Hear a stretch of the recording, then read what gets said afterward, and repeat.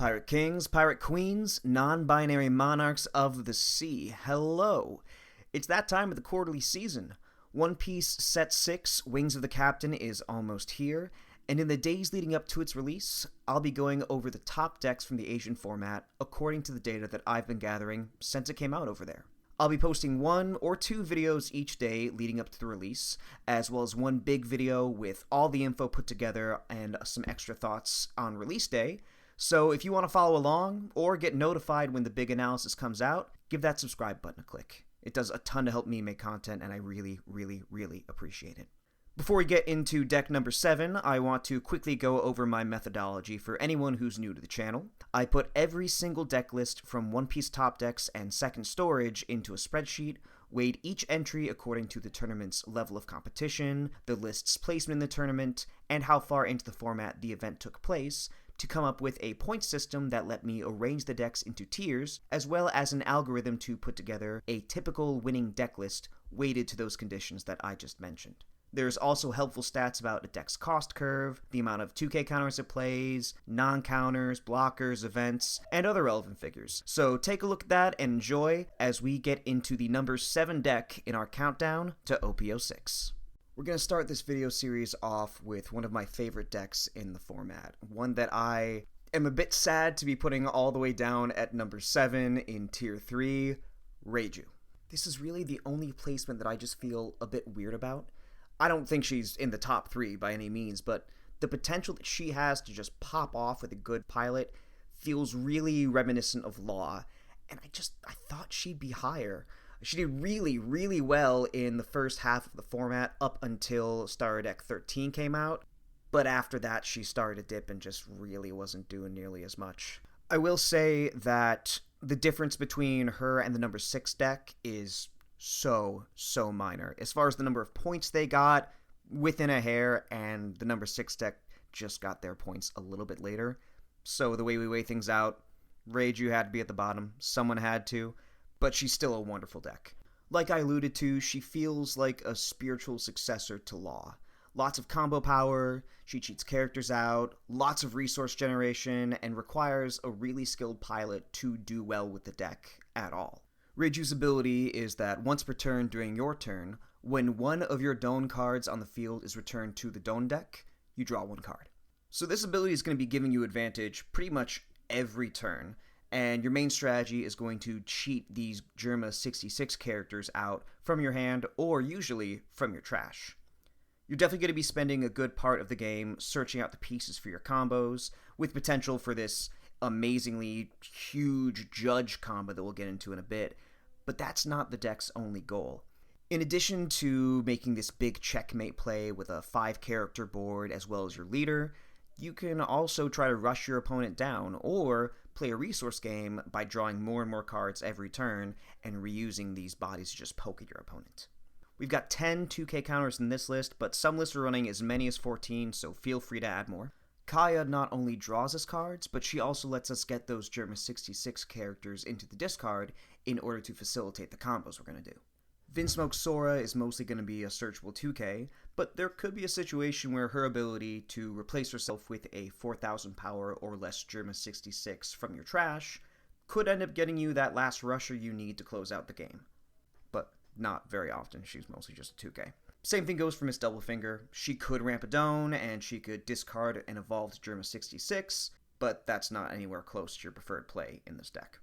Normally, I arrange the entire list according to cost when I go through these, but I'm going to group all the Vinsmoke siblings with both of their cards, the little version and the bigger version. The 2-cost REIJU can be played turn 1 going second, and she is the reason that this deck can have so much longevity in games. Don -1, you draw 1 from the leader through her effect, and then you play the 4-cost REIJU, which says on play if you have equal to or less Don than your opponent, which you will if you're playing her this early, and 5 or less cards in your hand, you can then draw 2 more cards. So you'll be going from 6 cards to 5, down to 4, then back up to 7 actually.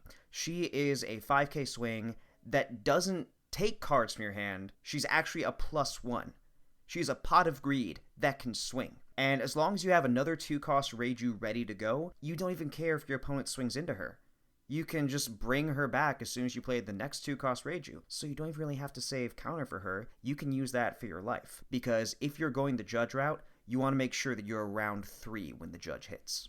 This 2-2 line of Yonji is going to be the most contentious pick here, with a lot of division among Japanese players on whether to even include him in the first place. After the transformation, he becomes a 4-cost 6k blocker as long as you are equal to or lower on Don, and that's not a bad stat line at all. But this format just has a lot of ways to make the fact that he's a blocker irrelevant. Green has Izo, yellow has Amaru, they can KO him with Impact, Moria has Great Eruption and Absalom, Sakazuki has so many ways to get rid of a 4-cost blocker, so he's not gonna get the use of his effect nearly as often as you would like. This is basically the same issue that chump blockers had back in OP02, but they still did see some play because the Don used to KO them could make the difference between lethal or not, even if the blocker isn't explicitly doing so.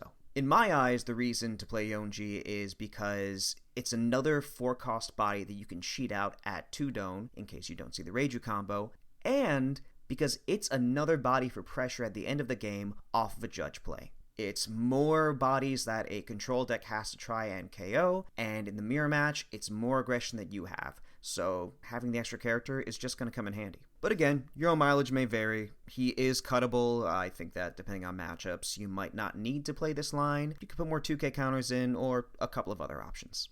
Niji transforms into a 5-cost 6k that can either bounce a 4 or less or KO a 2 or less on play. Removal is going to be one of the least evident facets of this toolboxy deck, but there is some in the form of Niji. Really like using him against Kikunojo in yellow or Borsellino against any black matchup. You can also hard play him when you're at 5 Don, and the bounce effect is pretty strong even at full cost. You don't necessarily want to Don minus every turn anyway, because then your judge just gets further and further away, so the 5-cost Niji is a great option to just hard play from hand, get a body on the board, break up your opponent's tempo, and still be able to get to those bigger plays you want to in a relatively timely manner. Ichiji is a 4-cost 4k, and he is going to be the main attacker of this deck. He starts out as a 4-cost 4k, so 1 Don would make him an attacker. If you stick him out the turn before you transform him, you can get a 5k swing in and then transform him to become a 7-cost 7k that on play will be able to reduce something's power by 2,000, soften up bodies if you're trying to go for the control game, or you can soften up a Borsellino even if you don't attack it. That way your 5k swing your leader is still gonna do something. Early 7k swings off life are great. If you've ever played versus Katakuri, which I'm sure you have, you definitely know that. Keep in mind that the big Germa cards can come from the hand, so you might not be able to predict if your opponent has one if they're playing REIJU just based on their discard alone. If you're against REIJU, pay very close attention to what they search and whether they have an Ichiji, just to make sure they don't surprise lethal you. And since the 7-cost Ichiji is the only Vinsmoke sibling that doesn't have counter, he's an easy pick for your discard off of things like Germa Kingdom if you already have the combo pieces you need in there at that moment. Before we get to our boss card and our engine, we do have a couple utility cards I want to touch on. If this deck didn't already feel like a Pokemon deck enough, with all the drawing it does and what's basically evolution, Pudding is our version of N. On play, your opponent has to shuffle their entire hand back into their deck and then draw 5 cards. This is huge against decks that are either going to have a ton of cards in hand, like Newgate, or do a lot of drawing or searching, such as Sakazuki. This is easily a value move if your opponent has 7 or more cards in hand, but if they kept their hand without mulliganing it, or they got something good off of a searcher, the case can be made to drop her when your opponent is at 6 cards in hand, or maybe even at 5, if you know it's going to be a critical movement. This card's very devastating when she is timed well, and if you're in a situation where you know that your opponent's just going to kill you on the crackback, and you've got a couple bodies, you're not sure if you're going to be able to get the lethal there, there's a chance you can just play the luck game, slap her down, and see if you can get rid of their counter. Just a Hail Mary play, but I'll let you decide if that's worth trying in the moment. We've got 2 Queen in this list, though he wasn't super popular. That's good news if you're playing REIJU for budget reasons, since most of these cards are from set 6. but it was included in a couple of the higher achieving lists, so the algorithm did keep him in the final list that we're presenting here. He's a 5-cost 6k blocker. He gets you draws, he discards to set up your combos, he is a Don't minus for your leader ability, and he's not affected by certain removals such as Ezo or, more often, 200 million volts Amaru. Impact is still going to hit him. Your mileage may vary on this one. I still have my Star Deck 4 cards. I'm going to try it with him, but he's another potential cut if you're looking to make room for something else. Then we have Vinsmoke Judge, the boss card of the deck. Usually you're going to be hitting 8 Don on turn 5, maybe turn 6. You're only going to play 1 copy of Judge in a game, so there's no use running a full set with all this draw we have. He's also a non-counter, so you don't want to clog up on those. But we are playing him at 2 copies just so we have decent odds of seeing him. When he hits the field, you can Don -1, trash 2 cards from your hand, and then play up to 4 Germa 66 type characters with 4,000 power or less from your trash, as long as they all have different names. Once per turn, you can also Don -1 to rest an opponent's Don card. Not going to be the biggest thing, but maybe if you're against Newgate, I guess. That's not the reason this card is so good. He gets you 4 bodies. Playing out all of the Germa 66 kids is a massive turn. That's an 8-cost for Judge, a 4-cost, a 4-cost, a 5-cost, and a 7-cost. 28 cost total, 24 if you're playing without Yonji, but still, that's a lot for a control deck to have to get through. That's 33k in total, power-wise. The majority of the time, you will be threatening lethal on your opponent, but there will also be a lot of times when he is not the answer. If you already have a board, you might be able to make more efficient or impactful plays that wouldn't require you to nuke the characters you already have. Judge is best used to rebuild your board. This also lends a bit of expendability to our characters, so keep that in mind if you're planning to play him during a game.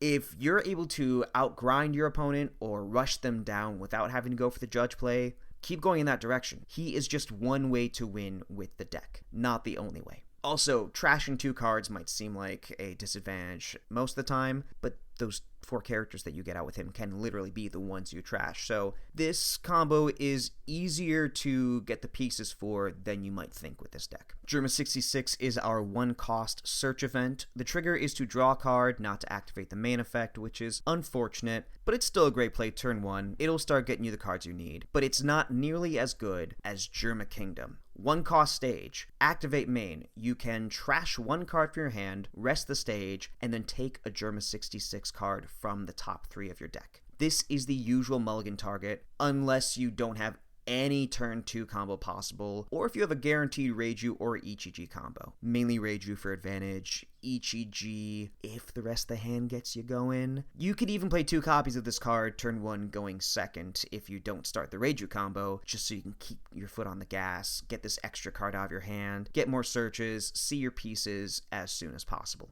Before we finish up, here are some stats as far as how often each of the cards we'll see in the deck were included, and how often they're included at different counts as well. And here are the other cards that I saw included in REIJU at different counts, and definitely less often. The 5-cost Suru from set 6 is a 2k counter. On play, you can trash 2 from your hand, get pieces in the discard, and then make your opponent return one of their characters to their own hand. Decent tempo play. Jambar is another ramper, lets you swing for 5. Blackbug is basically a 3,000 worlds for Germa Kingdom specifically. As long as you have equal to or less Don than your opponent, you can bottom deck a 5-cost, and the trigger lets you bottom deck a 4-cost. Decent removal, but that's just not the direction that most of these REIJU decks decided to go in.